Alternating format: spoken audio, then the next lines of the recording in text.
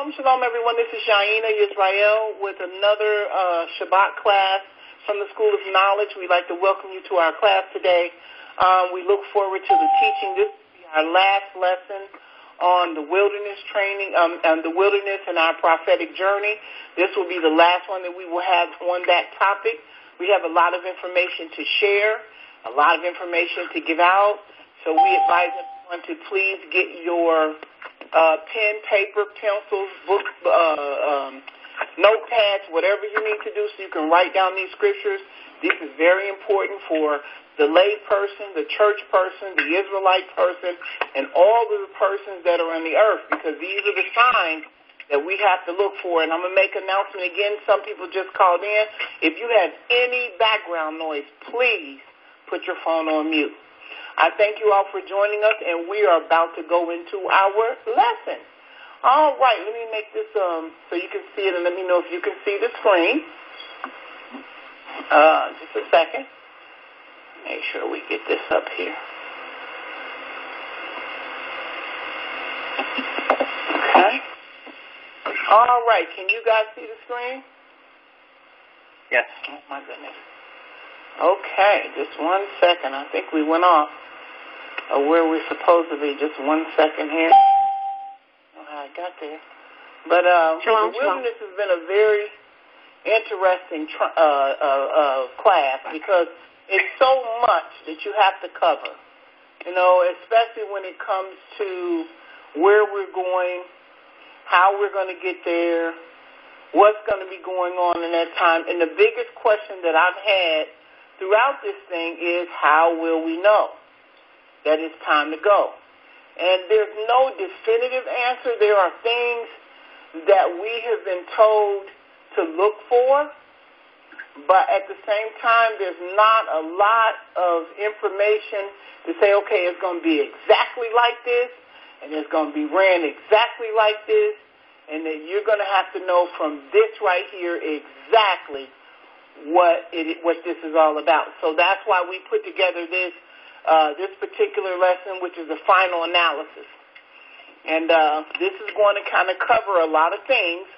So again, if you have paper and pencil, please, this will be a good time to get it. If you have any questions, you know, we're going to go over each slide, and then we'll open up, you know, I'll open it up at a point and ask you guys what you think about it. Fair enough? Background noise. Put your phone on mute. You're in a car, you're driving, we can hear the windows and all that. Could you please put your phone on mute? All right, here we go. Final analysis. All right, the series of events. The Bible foretells many signs that will culminate in the last days. We have a lot of information from the Old Testament into the New. It said the time span. These prophecies were foretold 1,900 to 3,500 years ago. And that's very powerful in itself, because these prophecies are that old, and these things are coming to pass exactly the way that the Bible said that they would. From Abraham to Revelation, sorry about that, from the 400-year prophecy to the beginning of the tribulation period is within the time span mentioned in the earlier slide. So we know that the 400-year prophecy we're on our way to that now. And if somebody tell me when that date is over, when is our completion of the 400-year prophecy? August 20th, 2019. August the 20th of 2019. That is when we finish it. Now, there's a lot of teachers out there that are telling their people that this thing is still already been fulfilled and that this has already happened and Egypt is the place that it's happened at. But we've debunked that. There's no way that it's possible. Which brings me to my next slide, false teachers. Now, I'm not saying that these teachers are false, because I'm not in a position to say that one way or the other. You know, some people have their own interpretation of things, and, you know, I'm not calling anybody false teachers. I'm just following what the Bible says. It says false teachers. False Bible teachers will bring in heresies, have many followers, and cause others to reject Yah's word. And 2 Peter chapter 2, verse 1 and 2. And this is 2 Peter chapter 2, verse 1. It said, but there are false prophets also among the people, even as there shall be false teachers among you, who privately shall bring in damnable heresies, even denying the Messiah that brought them, and bring upon themselves swift destruction. And many shall follow their pernicious ways, by reason of whom the way of truth shall be evil spoken of. It says, and through covetousness shall they furn words, make merchandise of you. Are they doing that today? Yes, they are. Yes, they are. Yeah. Yeah, we got pastors out there that's making money off of us, right? They're making a lot of money. Absolutely. They're making a lot of money. So he said through greed and through covetousness, they're creating with their words, they're making merchandise out of you. Watch what he says. Whose judgment now of a long time lingereth not, and their damnation slumbereth not. And so it says misleading words. A growing number of TV evangelists are twisting the scriptures using misleading words, smooth talkers to make merchandise of the unwary.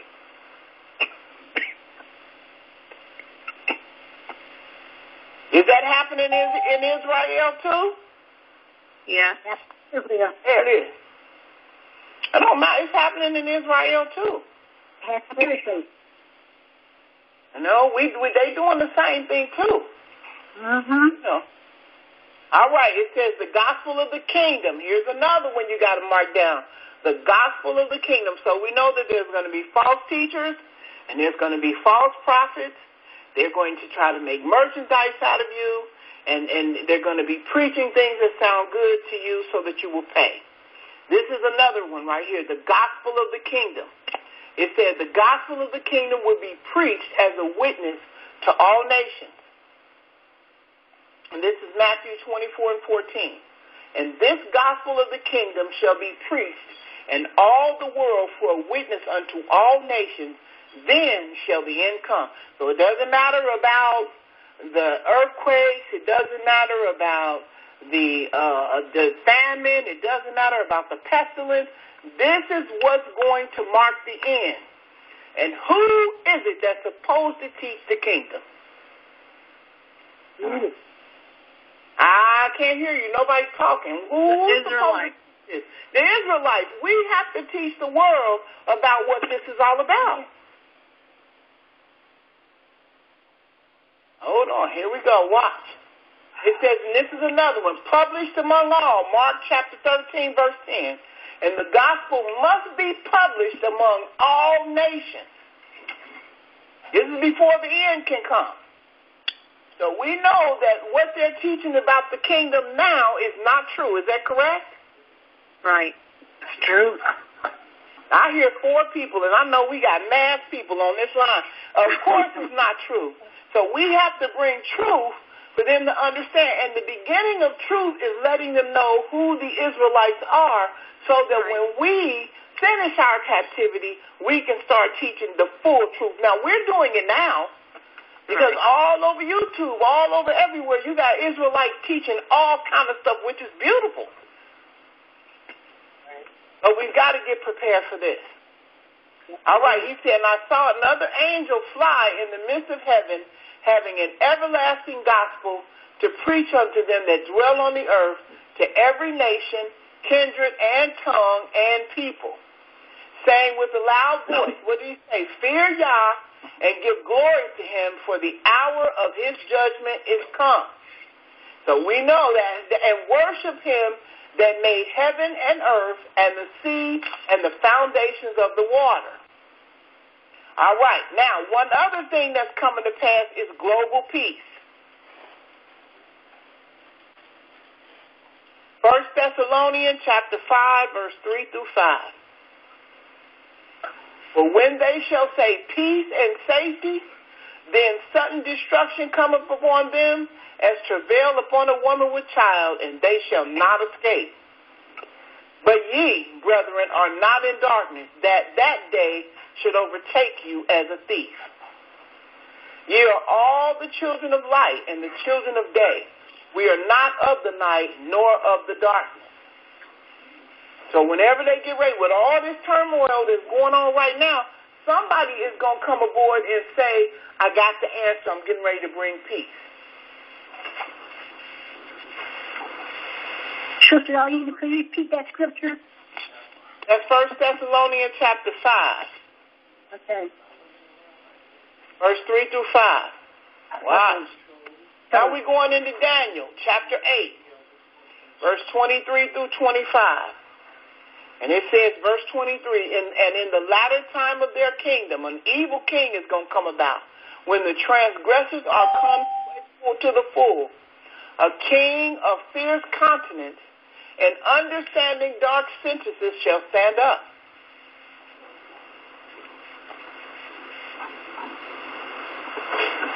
And his power shall be mighty, but not by his own power. And he shall destroy wonderfully, and shall prosper in practice, and shall destroy the mighty and the holy people. And through his policies also he shall cause craft to prosper in his hand. And he shall magnify himself in his heart, and by peace shall destroy many. Okay. He's going to use peace. This is when he said, when this man step up and say, I got the answer, we get ready to bring in some peace. Especially in the Middle East, we need to start paying attention. Sister Yaina, what does it mean by, and by peace shall destroy many? I don't get that. He's going to be evil. He's going to trick people into thinking that he's going to bring peace. But he's not. He's going to bring death. Okay. You're right. Okay, thank you. Mm-hmm. And he shall also stand up against the prince of princes, but he shall be broken without hands. And that's the Antichrist. Anybody have any questions? No. No questions. No. Okay. The Antichrist. It says the Antichrist will use false peace to destroy many. With all the problems facing mankind, multitudes are looking for a Savior to usher in peace and prosperity without moral accountability. Now, I heard someone say on one of the YouTube clips that the UN said, give us a man who can solve all of our problems, whether it be an angel or Satan, we don't care, as long as the problems are being solved. Wow. So they're looking for somebody to come aboard to handle these problems because they just cannot do it anymore. They said they didn't care whether it was Satan or whoever it was, just so the problems would be solved. So they're waiting. They don't want to lose ground. No. It says the promises of peace. The Antichrist will promise the world and Israel such a peace if they follow him, but his intentions will be sinister. It's not going to do it. A peace treaty. It says in the last days, Israel will have a peace treaty in place that the Antichrist will confirm and eventually break. Watch, Daniel chapter 9. What's going on there? Well, not yet, Yeah. but watch. Getting there, Daniel chapter 9, verse 27. He says, and he shall confirm the covenant with many for 1 week. And in the midst of the week, he shall cause the sacrifice and the oblation to cease. It says, and for the overspreading of the abomination, he shall make it desolate, even unto the consummation, and that determined shall be poured out on the desolate. Here's another one that we need to watch. Damascus is going to be destroyed. Everybody's waiting for Damascus to be destroyed. All right, write that down. Here we go. Damascus will be destroyed. Damascus, Syria is increasingly in the news. Yah will judge Damascus. God declared that they will become a ruinous heap because they have violently taken what was not theirs. The destruction of Damascus. Concerning Damascus, Jeremiah chapter 49, verse 23 through 27. He said, concerning Damascus, Hamath is confounded, and Arphad, for they have heard evil tidings. They are faint-hearted. There is sorrow on the sea. It cannot be quieted. 24. Damascus is waxed feeble and turned herself to flee, and fear has seized on her. Anguish and sorrow have taken her as a woman in travail. How is the city of praise not left in the city of my joy? Therefore her young men shall fall in her streets, and all the men of war shall be cut off in that day, saith the Most High of hosts. And I will kindle a fire in the wall of Damascus, and it shall consume the palace of Binha. All right, so this is one of the scriptures. Now, some people say that, I think it's in 723 A.D., that the Assyrians came in and they destroyed Damascus. But from what I have read in these scriptures, that Damascus is going to be utterly done away with. Can somebody tell me what is the importance of the city of Damascus to Syria?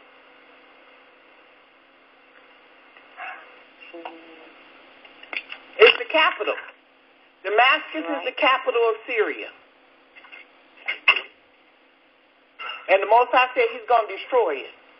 Here's another one, the transgression. Amos chapter 1, verse 3 through 5. It says, thus saith the Most High, for 3 transgressions of Damascus, and for 4 I will not turn away the punishment thereof.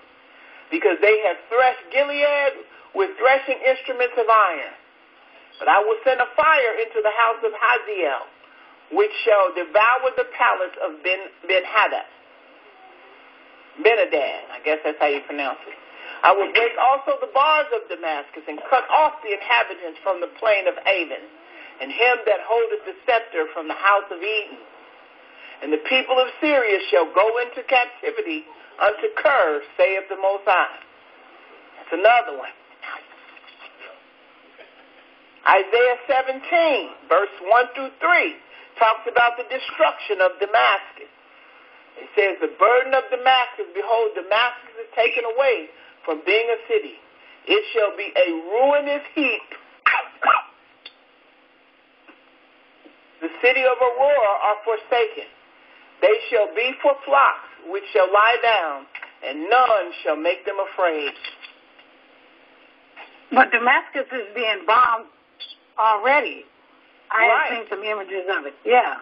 Right. Some of this stuff is already beginning to happen, but it's still not a ruinous heap. People are still there, so it's not completely, the prophecy isn't fulfilled.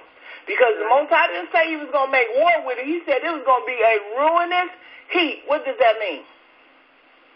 Uninhabitable mess. It's uninhabitable.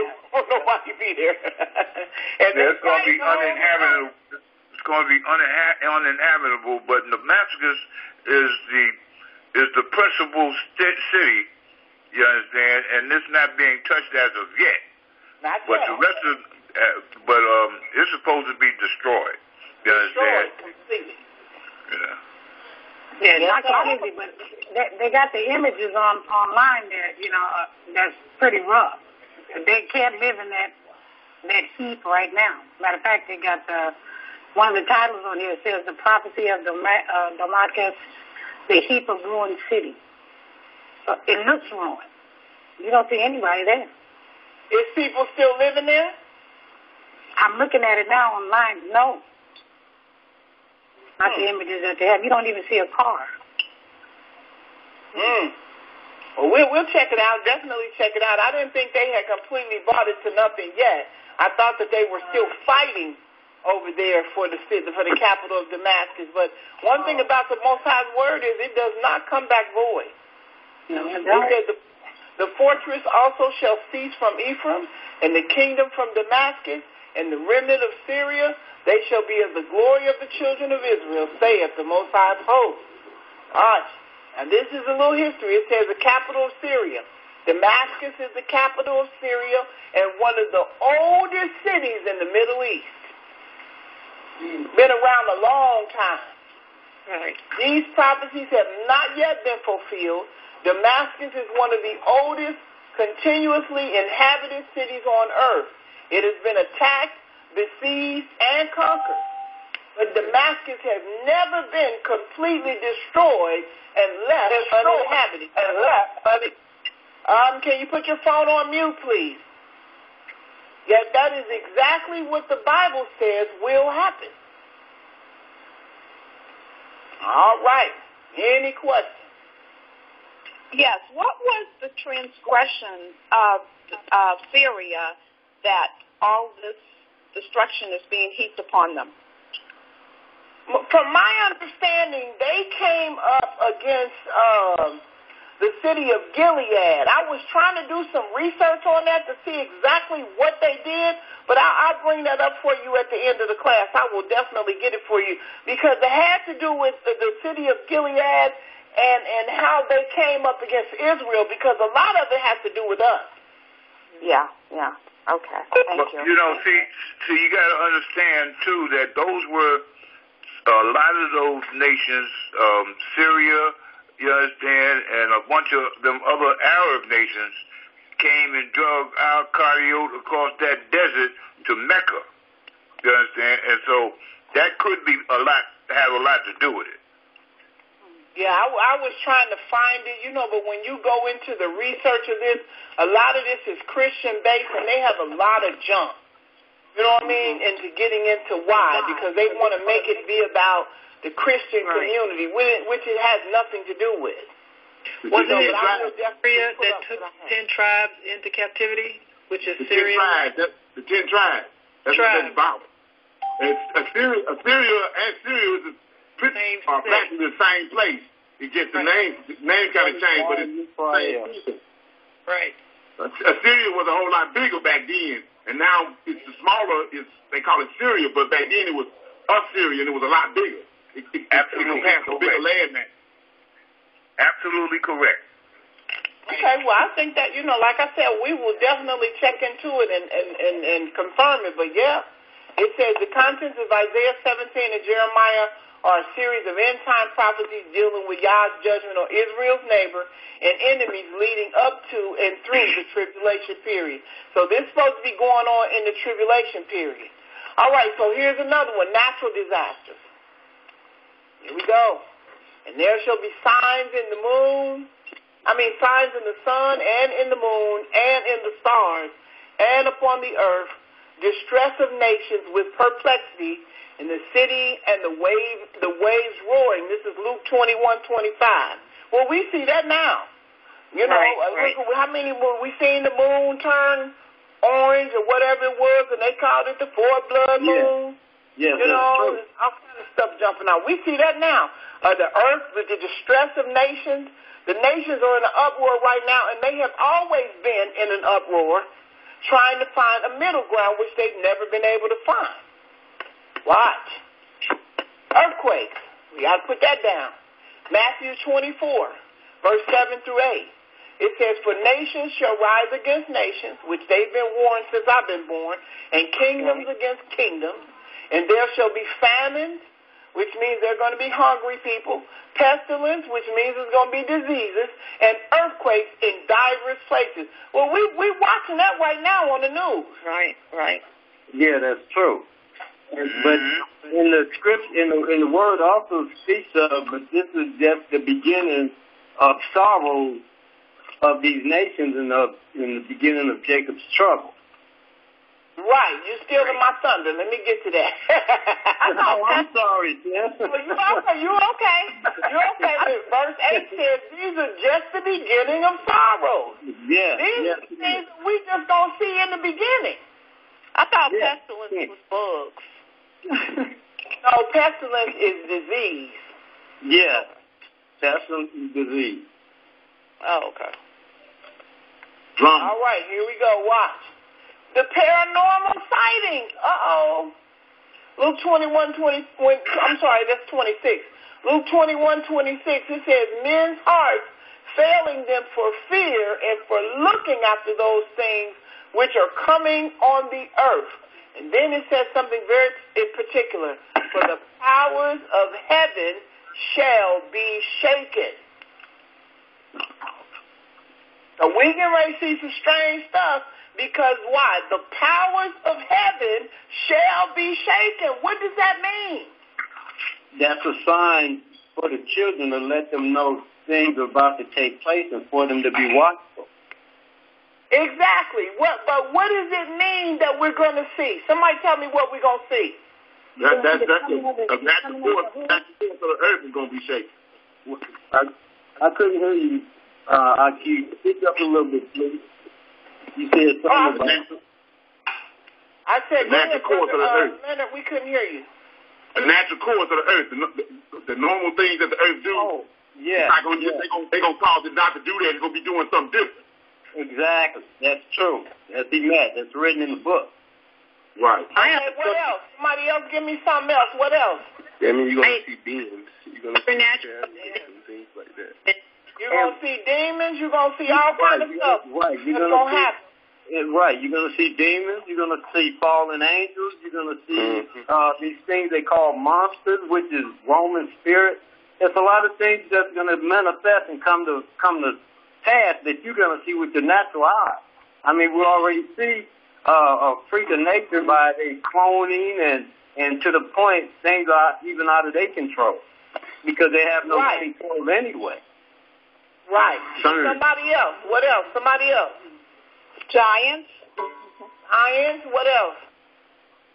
UFOs. Aliens. Yeah, UFOs. Exactly. UFOs. Oh, you're going to see it all. So you had the Most High is warning us that your heart is going to fail for what you're getting ready to see. Right, because it's going to be that horrifying. And you're right, sister. It's going to be that horrifying to, people's heart that's going to collapse to the point it's going to be almost overbearing for them. And some it will be overbearing. They won't be able to handle it. That's very true. All right, the next time we got to look at is global government. Oh, yeah, that's already taking place. The former Roman Empire, which encompassed present-day Europe, will revive and eventually dominate the world. We talked about that last week. The EU. It says the European Union has steadily moved forward in its attempt to unite Europe politically and economically. The fourth beast. All right, what we talking about? Daniel chapter 7, verse 23. And watch, it says, thus he said, the fourth beast shall be the fourth kingdom upon the earth, which shall be diverse from all kingdoms, and shall devour the whole earth, and tread it down and break it in pieces. So somebody tell me from the statue that Daniel interpreted for King Nebuchadnezzar, who was the fourth beast? Rome.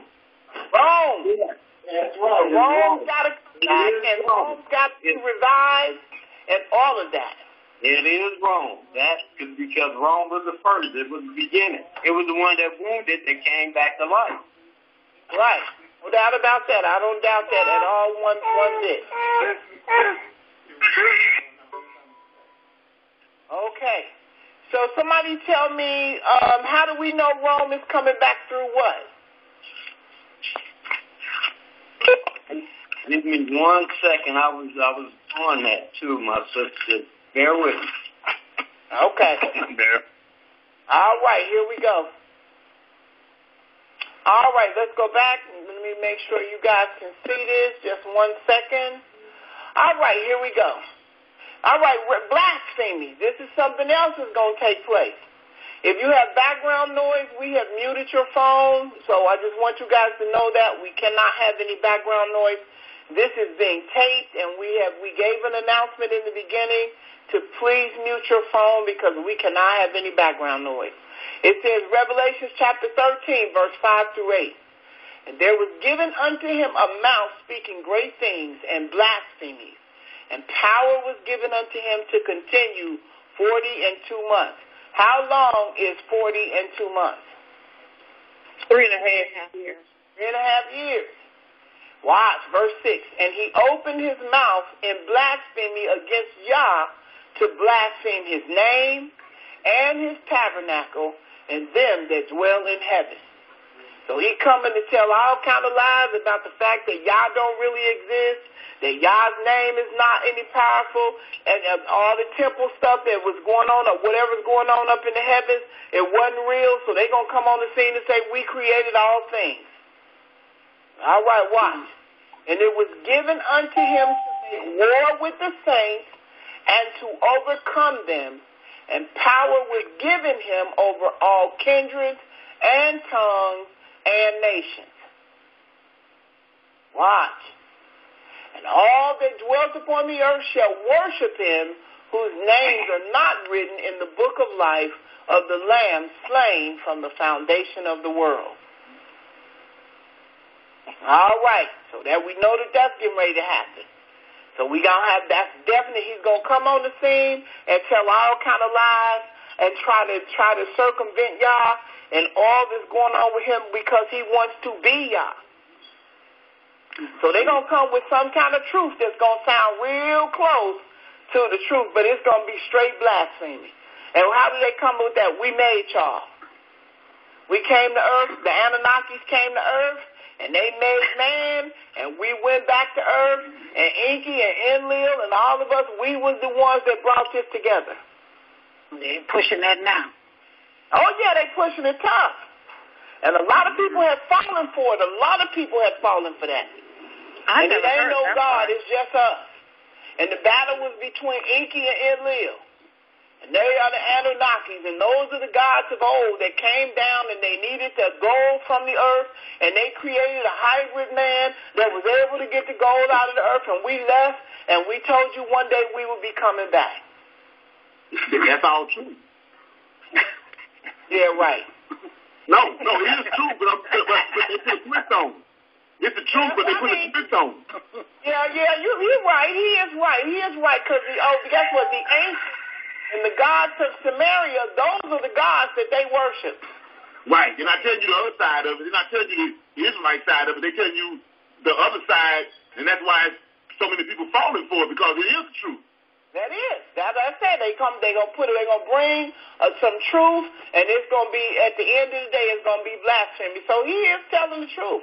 There is some truth to that. Every society on this earth has had an experience with a spaceman from God or the gods coming to the earth and sharing secrets with them, which we know they're not gods. What are they for real?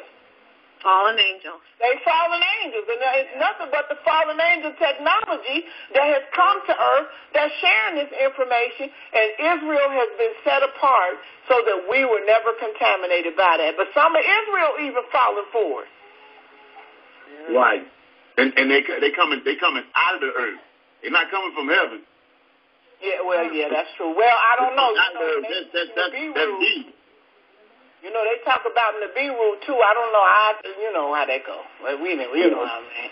All right, Jerusalem. This is very important, Jerusalem, because Jerusalem has been in the news a lot in the last couple of weeks. Yeah, that's right.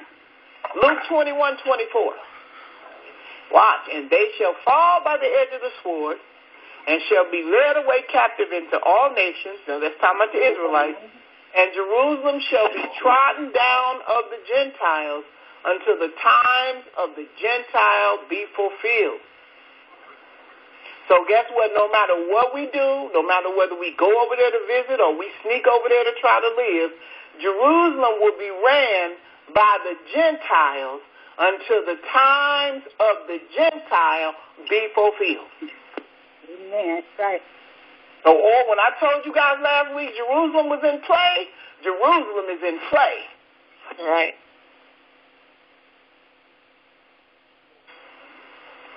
All right, watch. He said, Zechariah chapter 12, verse 2 and 3. He said, behold, I will make Jerusalem a cup of trembling unto all the people round about.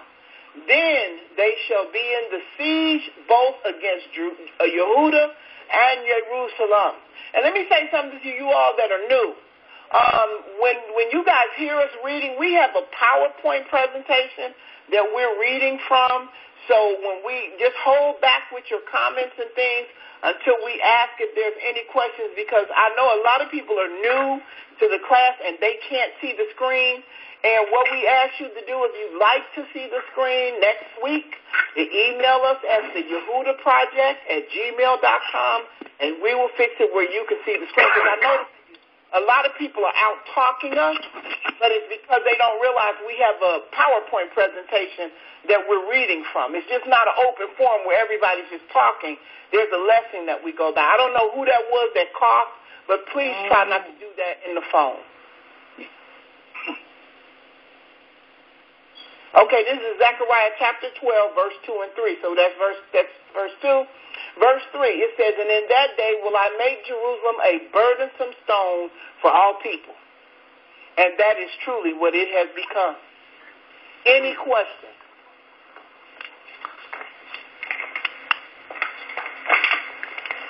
Nobody have any questions? Well, I just want to say that when we say trodden under by the Gentiles, you have to understand that that's the third and the fourth beast. The Romans are Gentiles too, according to Genesis chapter 10. Yeah, they are. They are. That third and fourth beast is Gentiles. Yeah, that is very true. And it's for all nations that are there, because it's just, look how many problems that it has caused for all nations. You know what I'm saying? Just by him making Jerusalem the capital of Israel, it's not just the Palestinians that are upset. All the nations is upset. And that's just prophecy of what he said, that he's going to turn all nations against one another because of Jerusalem. And like last week we were talking about, he said he had set his eyes on Jerusalem. Mm-hmm. Yeah, absolutely. You know, all right, here we go. It says,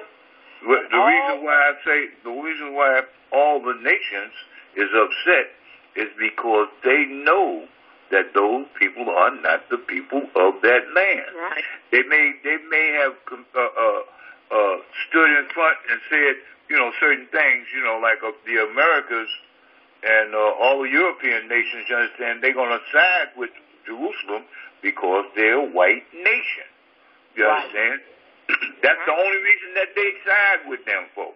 The rest of the people, they got so many nations that in the Middle East that know who those people are, you understand, and they know that they not Hebrew Israelites because they had Hebrew Israelites in captivity. Remember, we was in 13 captivities in the Middle East. That's true. They know the atrocities that they committed too. That's true too. To the Palestinians, all those Arab countries, when we getting over here the news, they know that they oppressed those people and they took their land from them.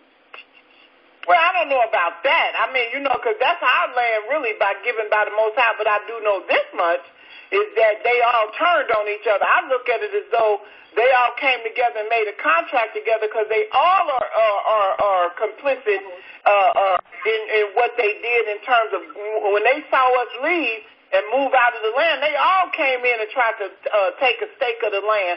And since Jerusalem was the main attraction, nobody actually owned it. It was supposed to be an international city. That was for all. Hello, can I make a comment about that? It's kind of loud. Hello, can you hear me? Yeah, we can hear you. Oh, okay. I was listening to a program yesterday, and they were talking about who are the Palestinians, and they talked about the people who live in that land now, saying that, they are the people of the land and they've been there since ancient times. But in this particular program, they made mention that a lot of those people came from out of Algeria and moved into that land. And so they are not indigenous to that land. They came from at least two different places, one of them being Algeria and another one over by Syria in that area somewhere, and occupied that land. And so not even the Palestinians can claim that is truly their land. Okay, let me ask you something. Are you on the speakerphone or something? Because your phone is really loud. Oh, I need to turn my speaker down. Yes, ma'am. Please. Sorry. See, one thing that we have to understand, too, is that what we referencing now is recent. But that stuff was ancient. You understand? Because see, what happens is that when King Herod took over Jerusalem and Rome came in there. Well, when Rome came in there, Babylonians. That started with Babylonians. When they came in there, they took out all of the able-bodied men, and they left the children. They left Hebrew women that was pregnant and the elderly. And what they did was they migrated from Jerusalem into that region over there, and then the Arabs they intermarried with the Arabs, and that made they call that Palestinians. Now, well, they weren't Palestinians at that time. I think the Romans or the Greeks or one of them renamed them as Palestinians. Hold on 1 second. But we're talking about, when the Nigerian and all of them came over there, that's recent. Hallelujah. Okay, now let me say this. All of what she just said is so absolutely correct, but that's for all of the people that are in the land.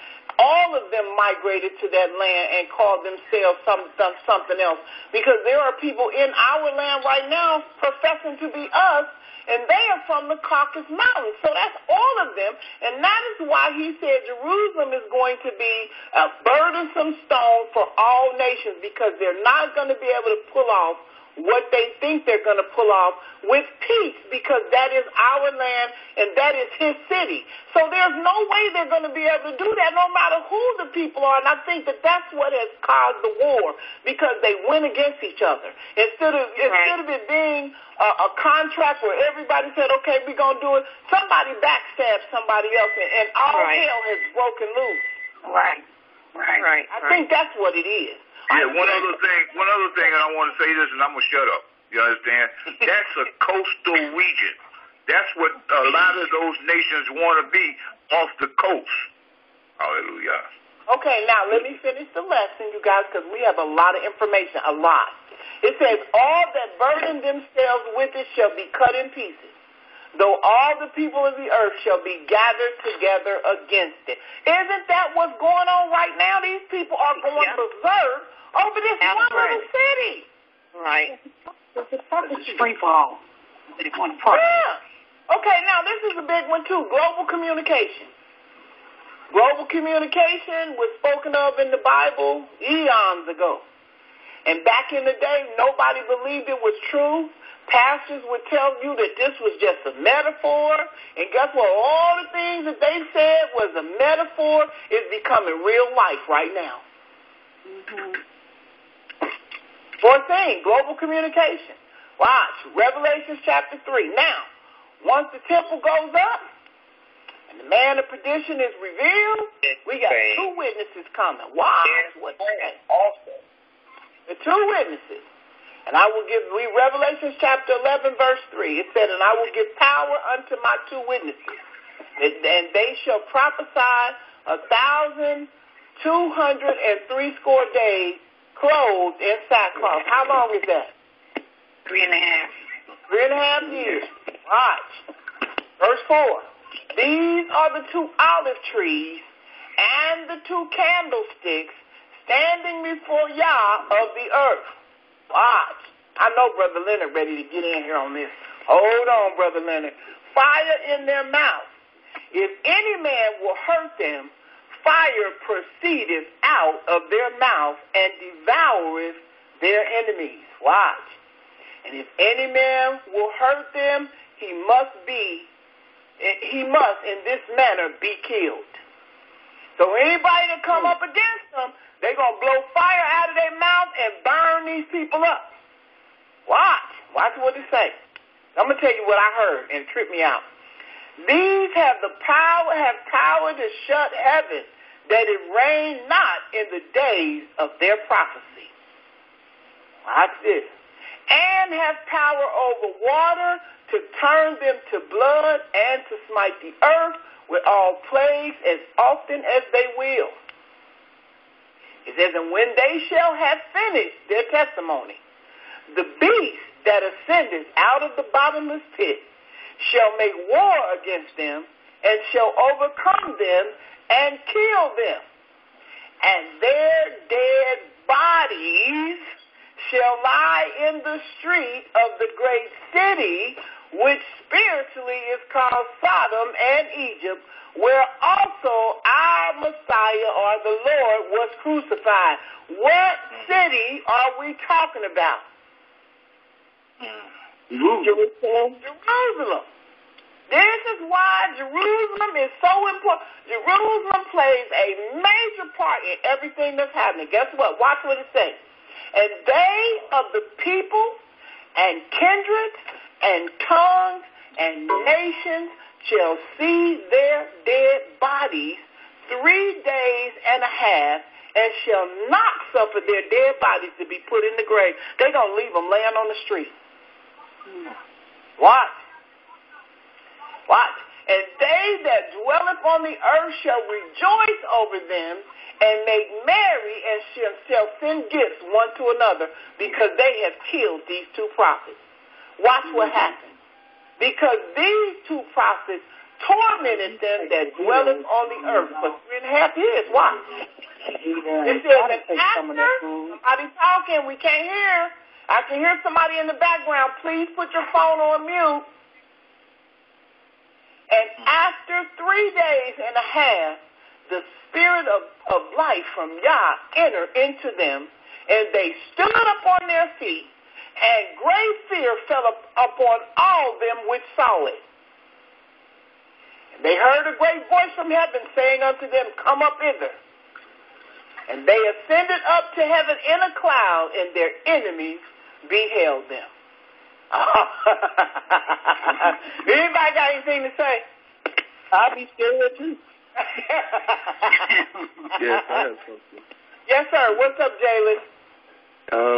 It says, well, I want to know why it's spiritually called Sodom and Egypt. Because of all the mess that's going on in that right now.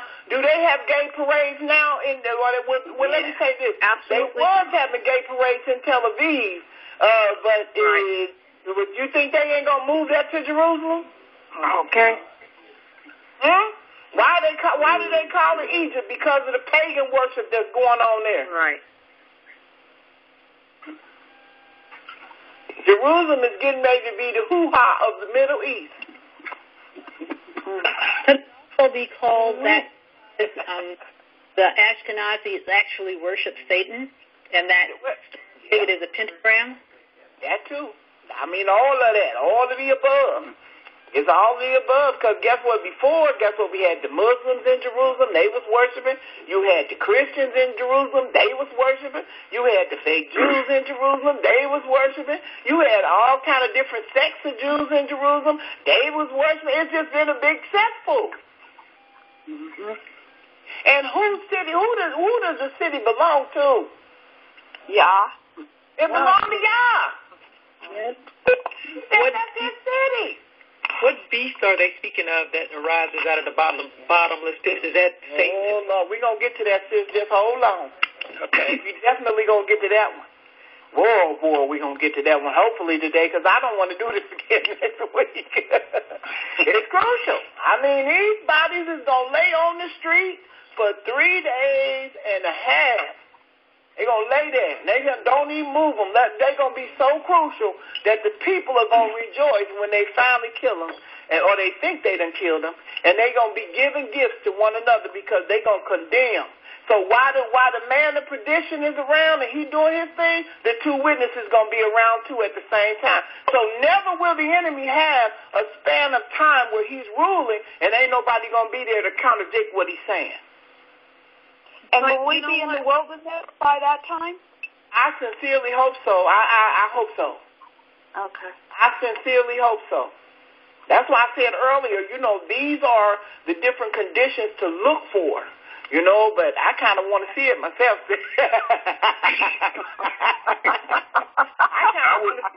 I would think that we are going to be in the wilderness because after the Almighty's got to clean up that land.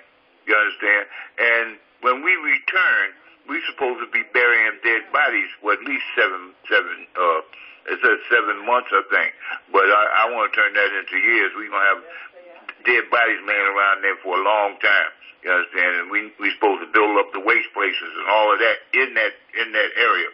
But I believe that we're going to be in the wilderness for at least 3 years. 3 hard years. You understand? That don't mean that we're going to get in there in the middle of 1 year. You understand? And call it 3 years. We're going to be in there 3 hard years. That's just that's true. So we may not be able to see that part, but boy, they're going to show out. I mean, they're going to show out. They getting ready to come show out. And after 3.5 days, the light's going to come back into them, and then they're going to go back up. They're going to ascend up into heaven in a cloud, and we know what that means. What do clouds mean, everybody? UFOs. Vehicles. They going up into a cloud, and the enemy's going to watch and be like, oh, shoot. You know? It's going to get interesting down here. I'm telling you.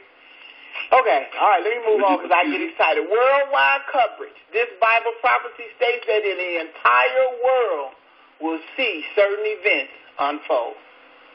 Mankind will be capable of destroying all life. We're going to have nuclear weapons, which we know we got now. Watch. It says Matthew 24, 21 through 22. Did you hear what you said? Did you hear what you just said? You said mankind, not human. Mankind, kind of man that's going to have the capabilities of destroying all mankind. That's true. That is true. Matthew 24, I have a question. 1 through 22. One moment. Let me finish this and I'm going to open it up. It says, for then shall be great tribulation, such as was not since the beginning of the world to this time, nor ever shall be. I got one more, then I'm open it up. And except those days should be shortened, there should no flesh be saved. But for the elect's sake, those days shall be short. Who is the elect? Israel. All right, the floor is open. Somebody had questions. Somebody was trying to say something. Yes, you mentioned clouds. What do clouds mean? Clouds mean vehicles. Vehicles? Yes, vehicles. The host of heaven, vehicles, chariots, however you want to call them. UFOs, like Leonard said. UFOs, whatever. They not going to step on no white puff of smoke and float up into heaven. That's not what that means. You know, Christianity taught us when the Messiah died and he went up on the mountain that he stepped up on the cloud and they didn't see him no more. He floated up. No, that's not what that means. Remember we taught the class about the host of heaven and the vehicles and the chariots and the angel that was in the clouds that led us into the wilderness the first time. And the Most High told the children of Israel, don't trouble the angel in the cloud. Right. So when they saw the cloud by day and the fire by night, that meant there was a vehicle. He has an army at his disposal. Let me put that on the record. Star Trek is real. You know, but we'll get there. If you got a problem with that and you want more information, we have a YouTube clip on that about that very thing. I'll get the name of it before we hang up, and then you can go back to the clips and go over the things that we need to go over. Any other questions?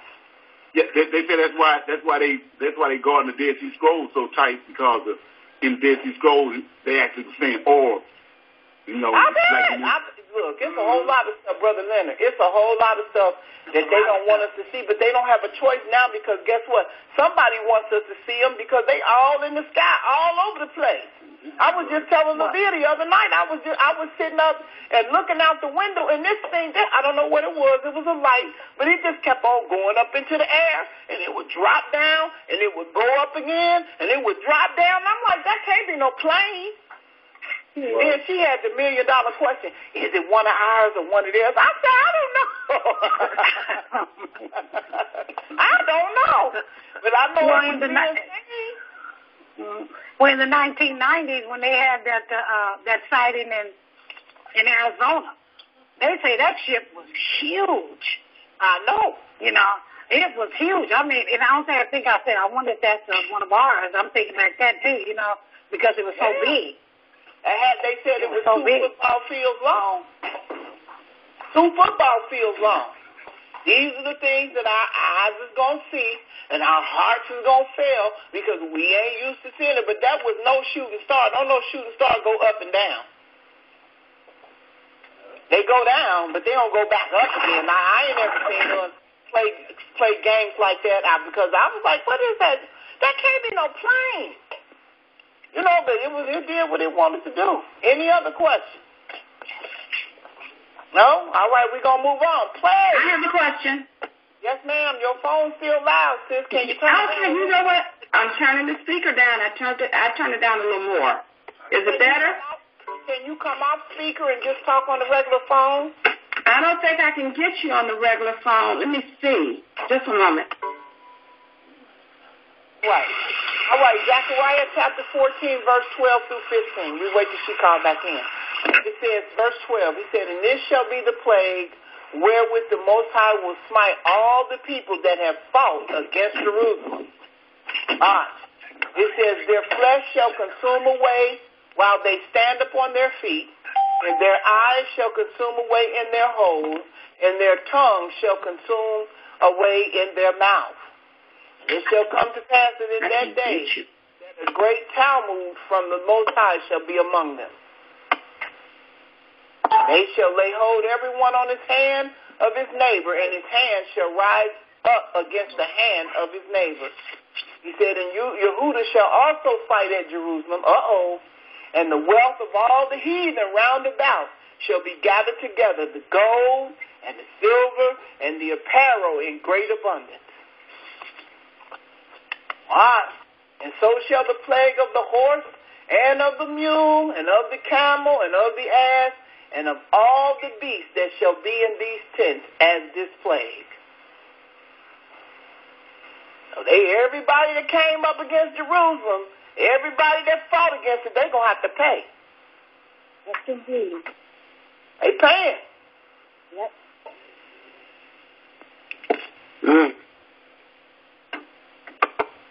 Did she call back in? I can't get you on the phone. Okay, well, go ahead. We're going to let you talk loud. Just try to turn it down because it's really loud. Okay, I'm sorry about that. I don't know why that's like that because I got it down low. But anyway, I was curious about how do any of you think with this net neutrality thing that's in the news now is going to affect this type of teaching being available in the future? Do you think it'll have any impact on that? Yes. I don't know. We'll have to see. We just will have to see. Yes, I do, because it's going to mean you have to pay for internet, and it's going to be censored. So if you're saying stuff they don't want to hear, they're going to cut it off or cut parts of whatever they want out of it. I was reading about that earlier. It's funny you brought that up. Well, we'll have to see. I mean, we have to see. It may have to come through word of mouth. That's why we said get all this stuff while you have it. Download these lessons on your computer and put them on CDs or something where you can refer back to them when you need it, because the teaching may have to soon become word of mouth if that's the case. Yeah. It just will have to be. All right, abstain against meat. We moving pretty fast. Increased interest in vegetarianism, anticipating more people will no longer eat meat. 1 Timothy 4, 1 through 5. Now the Spirit speaketh expressly that in the latter days some shall depart from the faith, giving heed to seducing spirits and doctrines of devils. Why? Speaking lies and hypocrisy, having their conscience seared with a hot iron, forbidding to marry. People going to start shacking together. They ain't going to live together and get married no more. Commanding to abstain from meat. Now that's not talking about the vegetarian or the person who chooses not to eat meat. That's different. This is talking about the Hebrew Israelites that say all the Israelites have to be vegetarians because that's the way things are supposed to be. Okay. Which Yah has created to be received with thanksgiving of them which believe and know the truth. Now, I put this in here too. And for every creature of Yah is good, and nothing to be refused if it be received with thanksgiving. Now, this scripture is what the Christians use to say, we don't have to eat, we don't have to follow the dietary law anymore. Right. They use this scripture all the time. But that is not what this means. Because guess what? The Most High gave you two sets of categories of animals. You had the clean and you had the what? Unclean. The unclean. So, yes, every creature of God is of Yah is good. But can we eat anything that's unclean? No. No.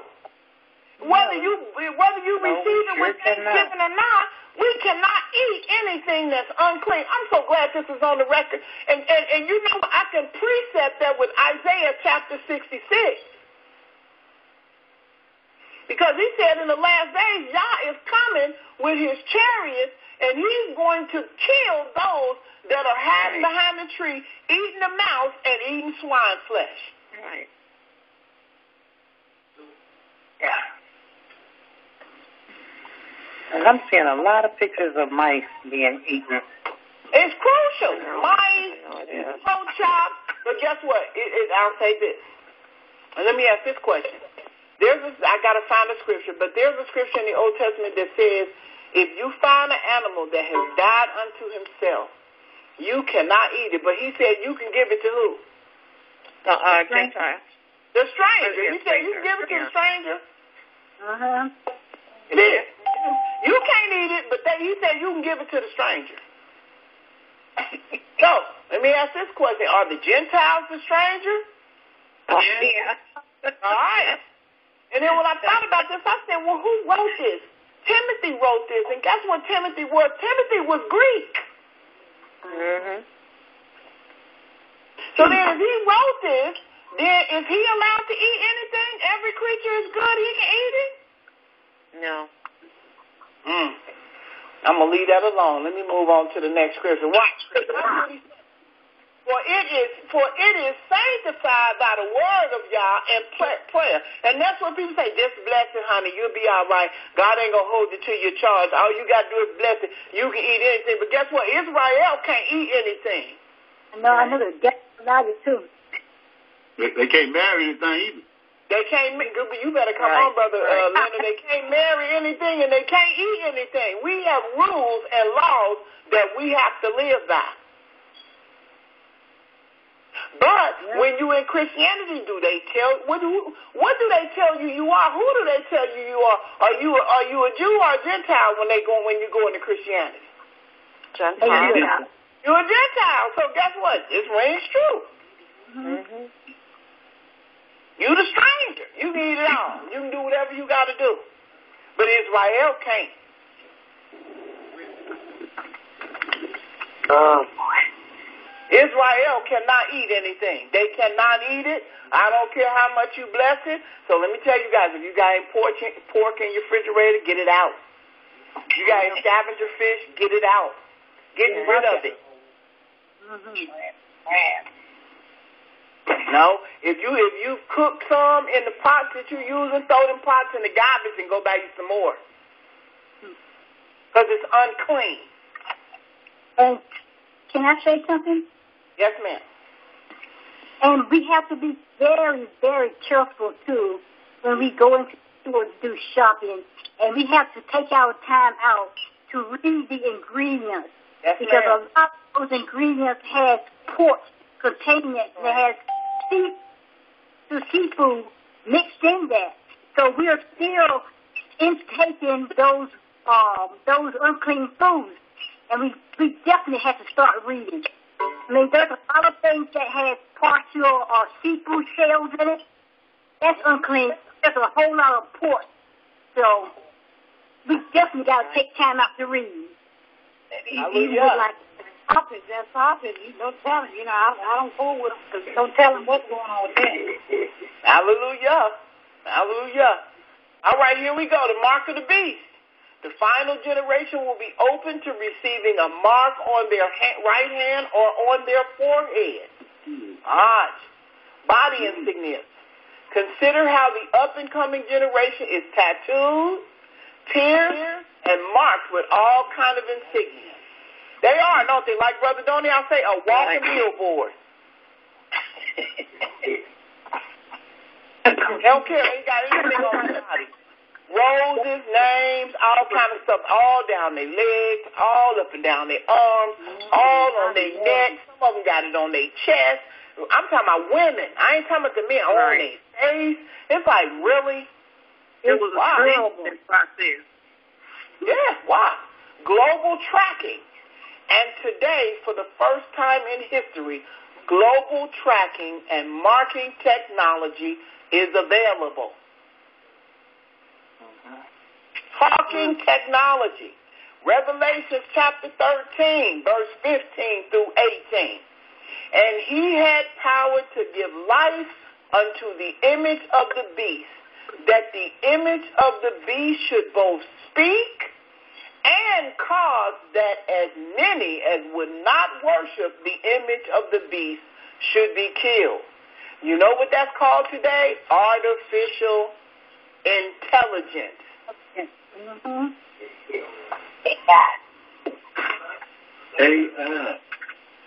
AI. What? And he causes all, both small and great, rich and poor, free and bond, to receive a mark in their right hand or on their foreheads. And that no man might buy or sell save he that had the mark, or the name of the beast, or the number of his name. Here is the wisdom. Let him that have understanding count the number of the beast, for it is the number of a man, and his number is 666.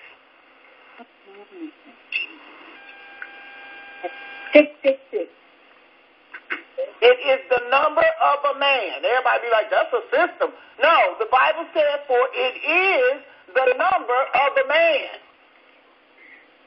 Yeah.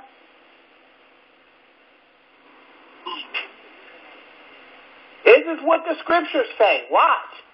A global economic system. A global economic system would exist today. Globalists in every level of government are seeking to unite the world. Connecting the world monetarily is crucial to their goal. And this is the same scripture. This is the same Revelation, what we read back here. This is the same one. Revelation chapter 13, verse 17. And no man might buy or sell save he that has the mark or the name of the beast or the number of his name. So this is going to be set up in a way where you're not going to be able to function normally. A one-world system. Man will control all commerce and trade worldwide and the banking system. And will. Any question? Is that one world system the same thing as the New World Order? Yes, ma'am. The same thing. And we watching it put together right before our eyes. It's been pushed back for a long time, too. Right before our eyes. Yeah, they've been putting it together for a long time. You got that right. The name of the, when the Twin Towers got knocked down and they put one building up and it's called One World Trade Center now or something like that? Is it really? I didn't know. I didn't really know. Wow. It says world something, and I was like, okay, this is too similar. Watch this. Sightings in the sky. Somebody write that down. You're going to see some stuff in the sky. Luke 21, verse 11 and verse 26. It says, and great earthquakes shall be in diverse places, which we've already talked about, and famines and pestilence. That means hunger and diseases. But watch what it says. And fearful sights and great signs shall there be coming from heaven.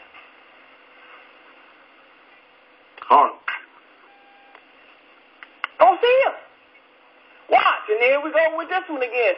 For men's hearts failing them for fear, and for looking after those things which were coming on the earth, for the powers of heaven shall be shaken.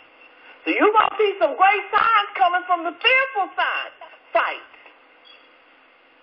Fearful sights. Brother Leonard, what could possibly be so fearful coming from the sky? UFOs, flying beings. They got all kind of stuff over the internet now talking about flying lizardoid people flying, coming down with bat wings and all kind of crazy stuff. Yeah, that's one of the characteristics of hearts too. That they're able to project different images in the sky. Yeah. Well, it's like Moses brought the snake out. Say that again. Project Bluebeam, yeah, that too. Project Bluebeam is hard. Right. Yep, all that too. But this ain't gonna be coming from this gonna be real. Cause these and CERN tied to that too. CERN is tied to heart. Yeah, all this gonna be real. This gonna be coming from the sky, from the heavens. This ain't gonna be something man gonna project to make it seem like it's gonna be coming from the heavens. This getting ready to be real.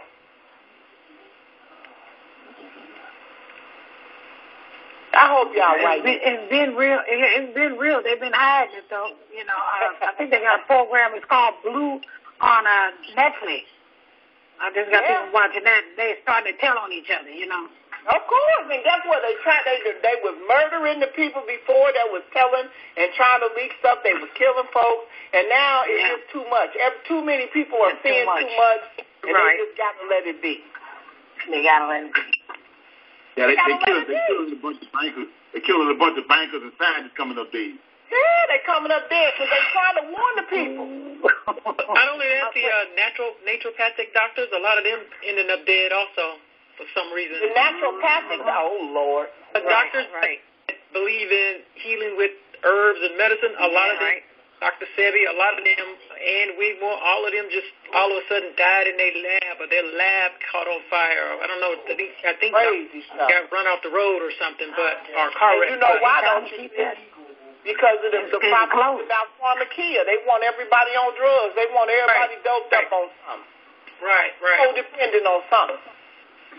I was going to say, when you mentioned that the number at the end times, you got to have the beast number, whether it be on your forehead or your arm. But I noticed, the Romans, how like when it's a Super Bowl, they use those Roman numbers. I was reading where the last pope that they think will be the Antichrist. Well, when you add up those Roman numbers that they'll use, they'll end up being 666.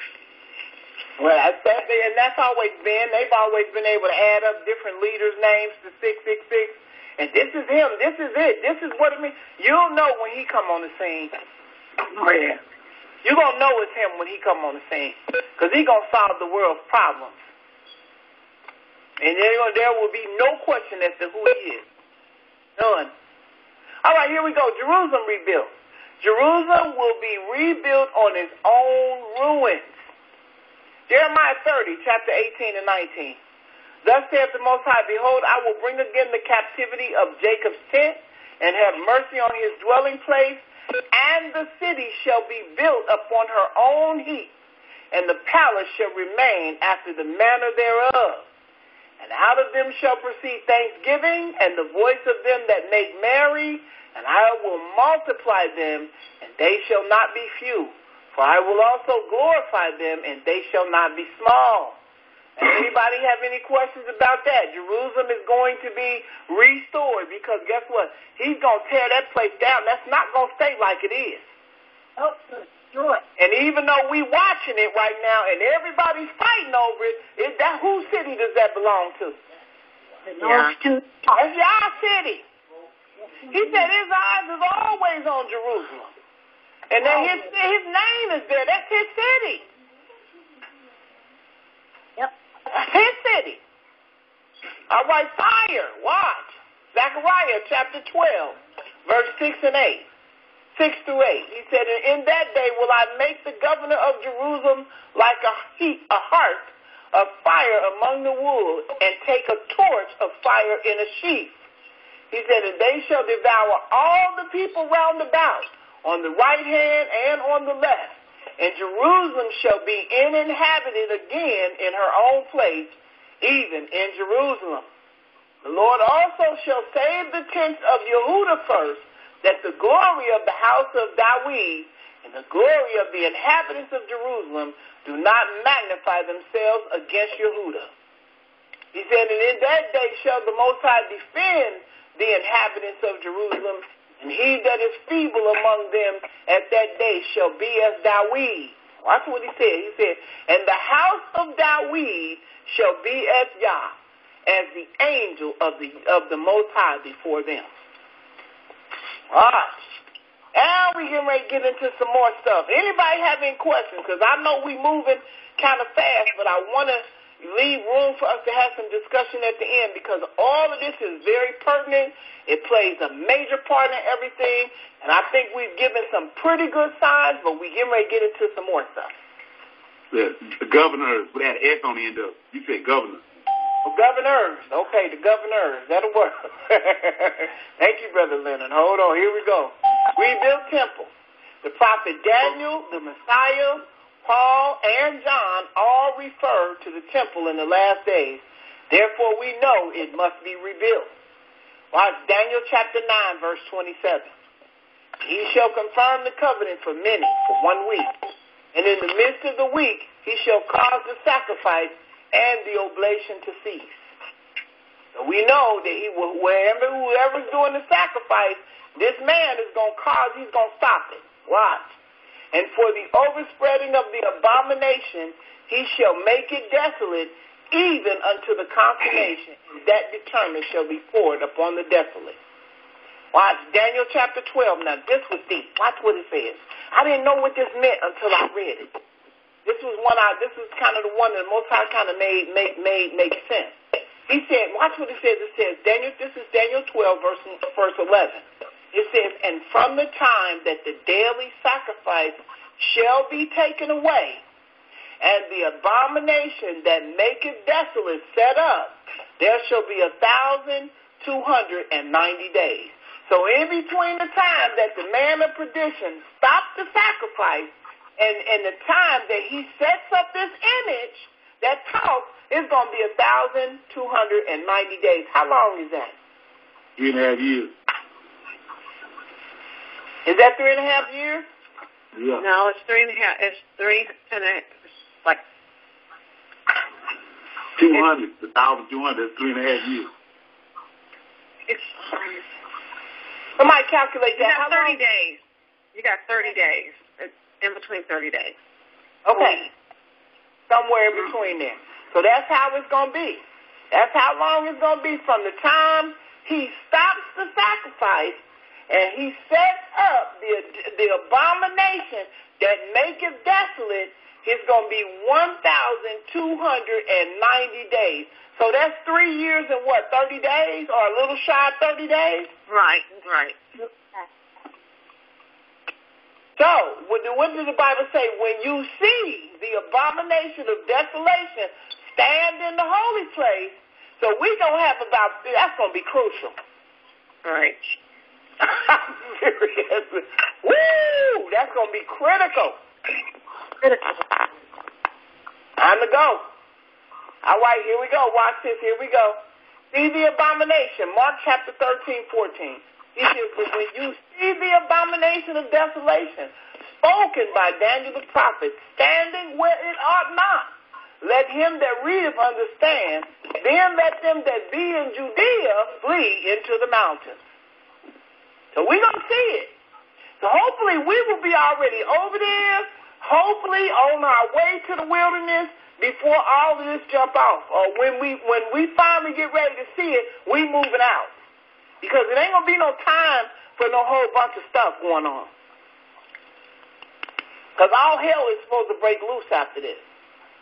All right, here we go. Son of perdition revealed. 2 Thessalonians chapter 2, verse 3 and 4. He said, let no man deceive you by any means, for that day shall not come, except there come a falling away first, and that man of sin be revealed, the son of perdition. So we're going to be here to see him. And that's what I said, when you see him, you're going to know it's him. It ain't going to be no more guessing. It ain't going to be no more YouTube. His name add up to 666. No. This man going to step on the scene and change the world.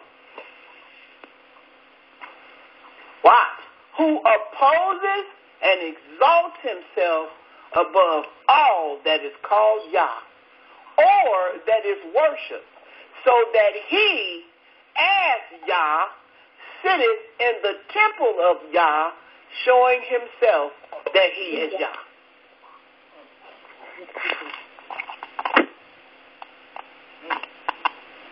Revelation chapter 11.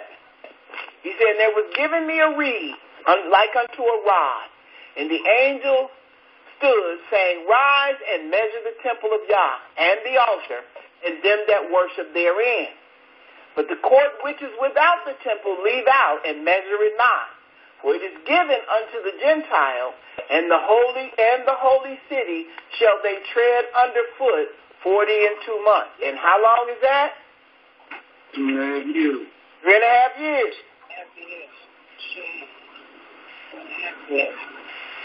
Watch. Gog and Magog would arise a military power and lean attack on Israel. The other nations, we got Iran, which is Persia, Sudan, which is Cush, and Libya, which is Put, will also partake in this attack. Turkey, which is Gomer, will also join in the attack on Israel. It says Russia and her allies will come up against Israel to take away great plunder that Israel recently acquired. Now we're going to get into it. It's just a little bit. It's not a lot. It says the land of Magog. This is Ezekiel chapter 38, verse 1 through 7. It says, Son of man, set thy face against Gog, the land of Magog, the chief prince of Meshish and Tubal, and prophesy against him. And say, thus saith the Most High God, behold, I am against thee, O Gog, the chief prince of Meshish and Tubal. And I will turn thee back and put hooks into thy jaws, and I will bring thee forth, and all thy army and horses and horsemen.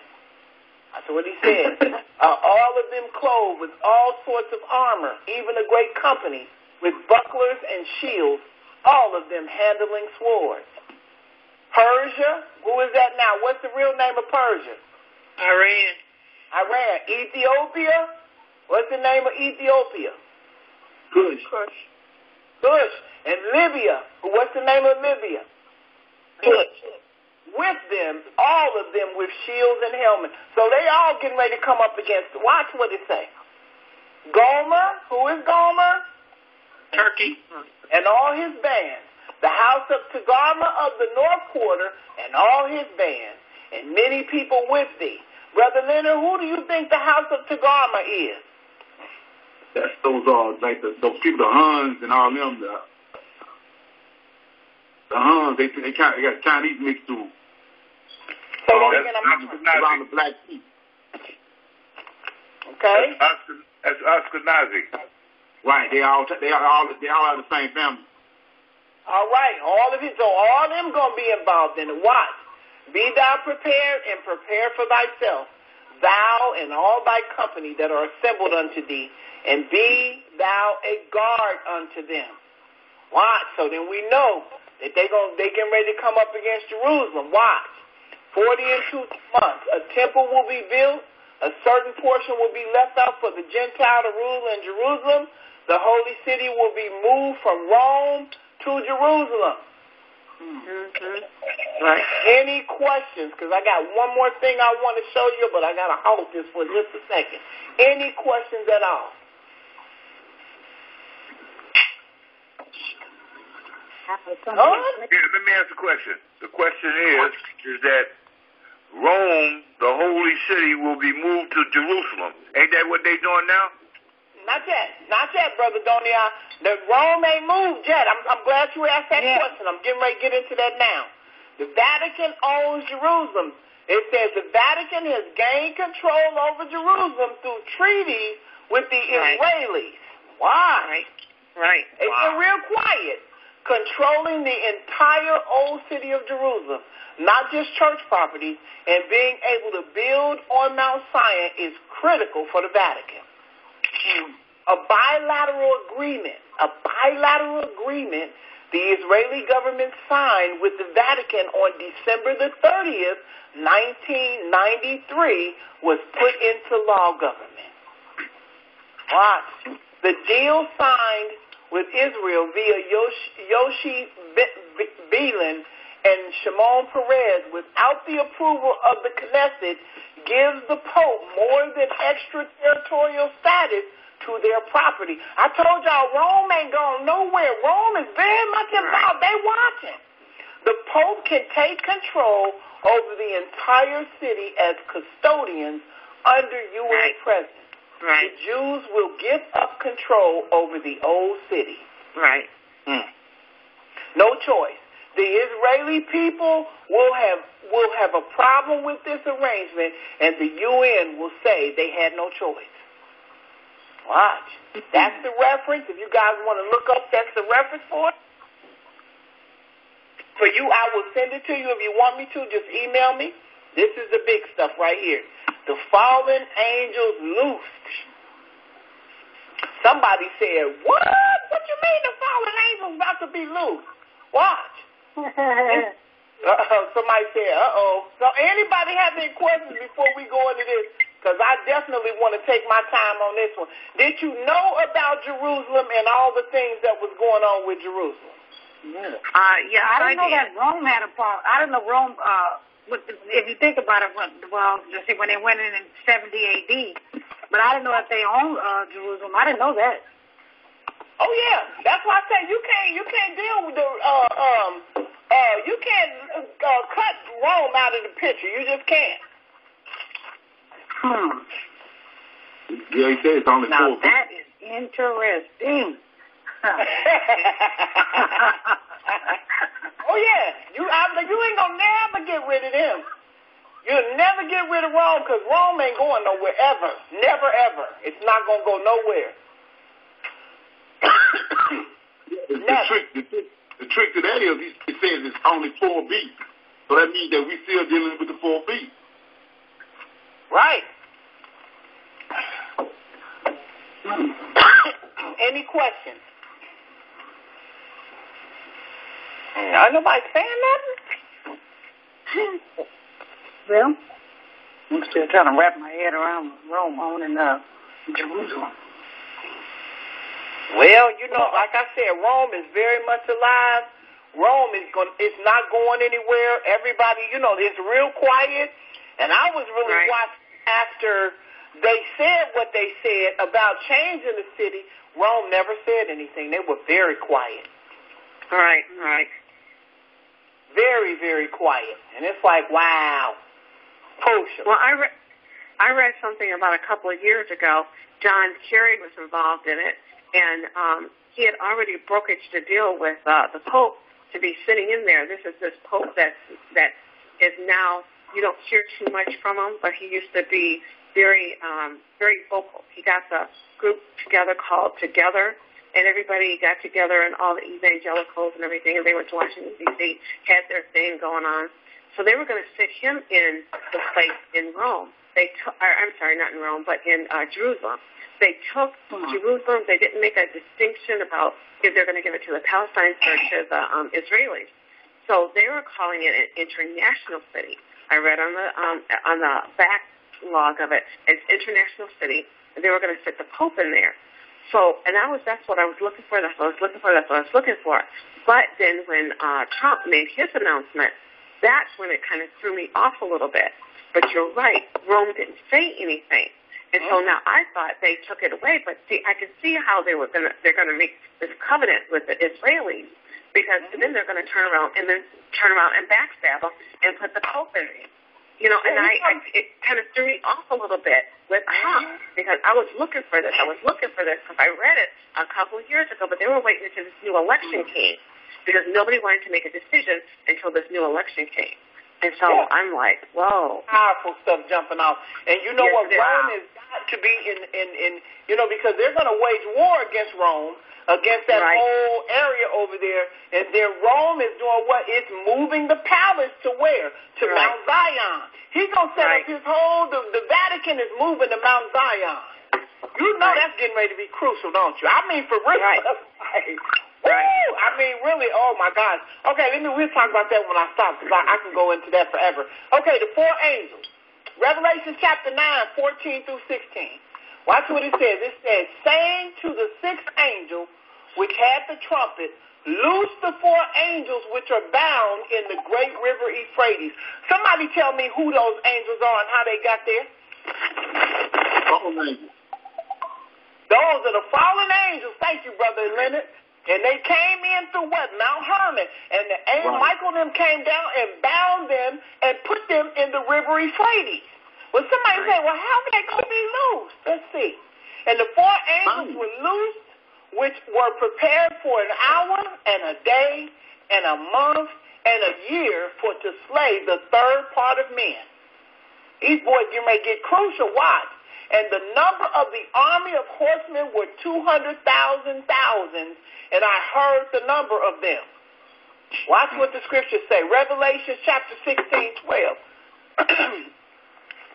The river Euphrates, the 6th angel, same angel, poured out his veil upon the great river of Euphrates, and the water thereof was dried up, that the way of the kings of the east might be prepared. So the water's going to dry up from Euphrates. The angel's going to be loose. Man, that's getting ready to get interesting. You talking about a sci-fi movie for real? I said, oh, boy. Yeah, that's what they said. They announced like a couple of days ago that CERN has found the prison of the fallen angels. They found what, Brother Leonard? I didn't hear you. CERN, you know CERN. You know what CERN is, right? Yeah. They found the prison where the fallen angels are at. Really? Yeah. They said they found it, and so like I was saying, CERN and HARPS is all that's tied together. They all on the same, they got these D-wave quantum computers. It's all tied together. Right. Well, guess what? Even though they saw that, they can't touch it because the angel has to come down and dry up the river first and then open it up for them to come in. It's drying up. That's what somebody said. They said it's drying up. Google it. It's drying up. Galilee, too. The river Galilee is Galilee is drying up. It's a prophecy on that, too. I have a question. Wasn't it 200 angels that came down to Mount Hermon? Right. And it was, but these 4 out of the 4 was so crucial that they was chained up. Say it again. 4 was what? I said these particular 4 was so crucial that they was chained up and put up under the river Euphrates. And where do we find that at? What book is that in about the angels? The book of Enoch. It's in Enoch. They read the book of Enoch. It talks about the 4 angels that the Most High told Michael them to chain up and put up under the bottom of the river of Euphrates. So they were so evil. That bad boy is drying up. Oh my goodness. Well, they was over legion.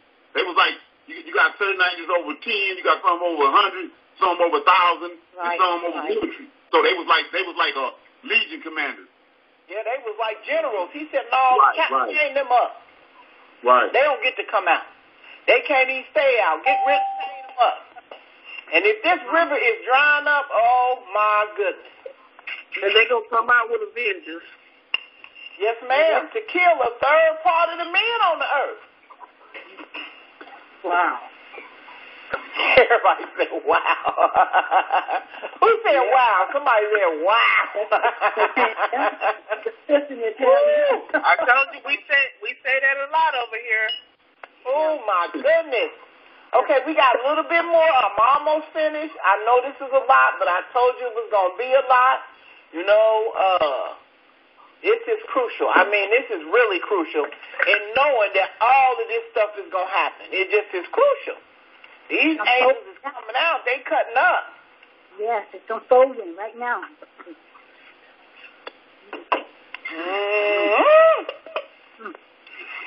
This is crucial. All right, here we go. China and India. Asia, the kings of the East, would be capable of deploying 200 million man army during the Earth's final days. Because who is that got that army of all them men? China got the largest army in the world. Right. Watch. A third world nation. It said this is another sign of the end times. Egypt would exist in the last days, but only as a lowly kingdom. Egypt was one of the world's greatest ancient civilizations. What? Ezekiel chapter 29, verse 12 through 16. He said, and I will make the land of Egypt desolate, in the midst of the countries that are desolate.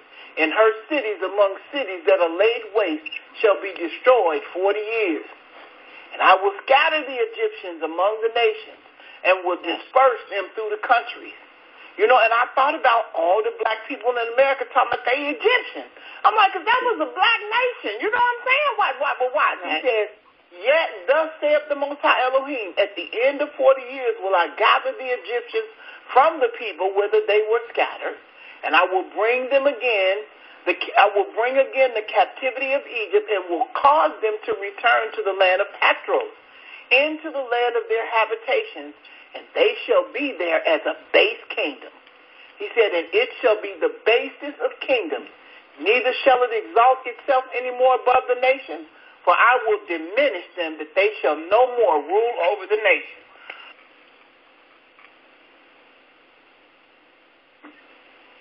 And that is what we watching today. Watch one more. Right. I'm sorry. And it shall be no more the confidence of the house of Israel, which bringeth their iniquities to remembrance, when they shall look after them, but they shall know that I am the Most High Elohim. And you know what? When we look at Egypt today, it is a lowly nation. Yes, and it's getting worse. It's getting worse. Yes. That's why I said the Most High's word does not come back void. It does not. It does not. Witchcraft. This last thing, I think this is the last one. It says sorcery, referring to witchcraft, magic, or occult practices used to enhance and deceive, are also anticipated in the last days. I told y'all magic was coming next, didn't I? I told you. Watch Revelations 9 and 21. Neither repent they of their murders, nor of their sorceries, nor of their fornications, nor of their theft. And the light of a candle shall shine no more at all in thee. And the voice of the bridegroom and of the bride shall be heard no more at all in thee. He said, for thy merchandise were the great men of the earth, for by sorcery were all nations deceived. Technology going to get to the point where people are not going to be able to do away with it. They're going to have it. They're going to evolve us into something to the point where we're dealing with magic and we don't even know it. Yeah, but that was the number one characteristic of Babylon. A lot of people don't know that, and it passed on to Persia, then it went to Greece, and Rome picked it up. And even that's what Hitler was dealing with. Yes, that is very correct. That is so true.